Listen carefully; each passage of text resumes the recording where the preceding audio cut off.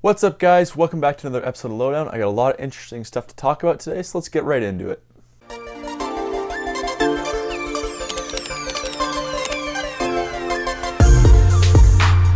Now, the first thing I want to talk about today is the NFL franchise tag. Now, if you're unfamiliar with the tag, it's when an exclusive franchise player must be offered a one-year contract for an amount no less than the average of the top 5 salaries at a player's position as of a date in April of the current year in which the tag will apply, or 120% of the player's previous year's salary, whichever is greater. Now, this was introduced in 1993 by the NFL, and it was used to help the best players in the league not be able to just abandon small market communities and teams that wouldn't be able to afford them. And although it does give players a top of the market salary, it also limits them because it only gives them a one-year deal, which could hurt them for further long-term deals in case they don't have their best season ever in that upcoming year where they have the franchise tag on them.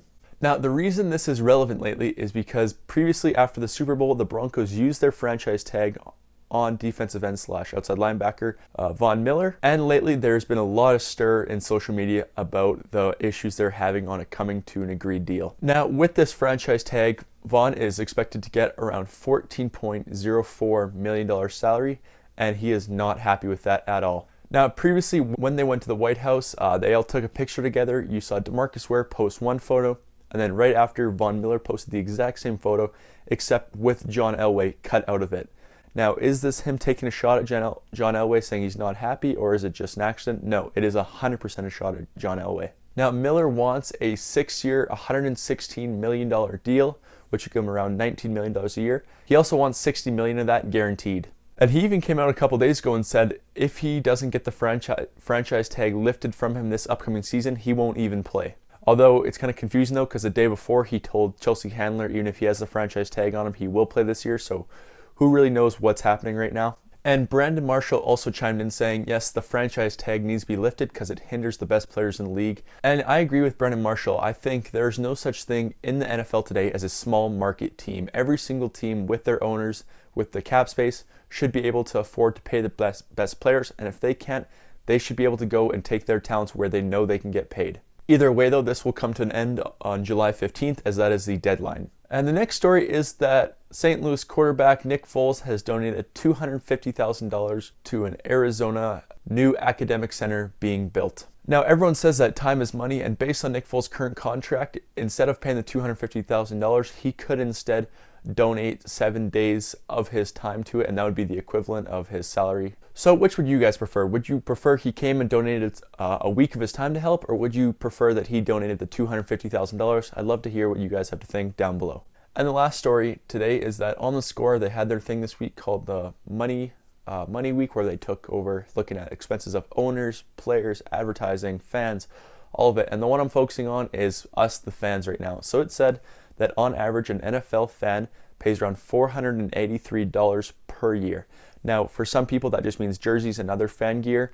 For others, that means season tickets and buying horrendous prices at the games for food. And it's also set to go up as ticket prices are rising right now at a rate of around $3 per year. Now, I'm going to link it down below, the Score article where they talked about this. It's an unreal article, how they showed so many different stats for food and for ticket prices and which teams are most expensive. So it'll be cool for you guys to check that out and see how your team ranks as far as being the most expensive to cheapest. Now, at least the one good thing that's coming out about this is that with the Atlanta Falcons' new stadium coming out, that they are set to basically reset prices on drinks and food and check out how low their prices are going to be. It's going to be unreal if you're an Atlanta fan. And this week we had a lot of signees, so let's get to it. So first we had Packers signed first-round pick Kenny Clark to a 4-year, $9 million deal worth around $5 million, and they're looking for him to fill the role of B.J. Raji as he has retired this year. Next, the Panthers signed offensive tackle Michael Orr to a 3-year extension worth $21.6 million, which is around $7.2 million salary per year. Also, the Panthers signed Ron Rivera to a 3-year extension this week worth $19.5 million.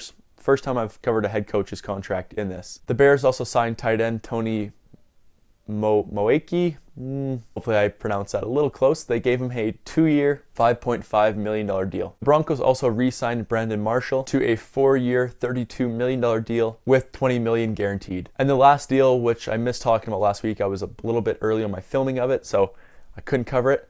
But the Eagles have signed Fletcher Cox to a 6-year, $102 million deal with a $26 million bonus and a $63 million guarantee. And that is the highest ever by a non-QB.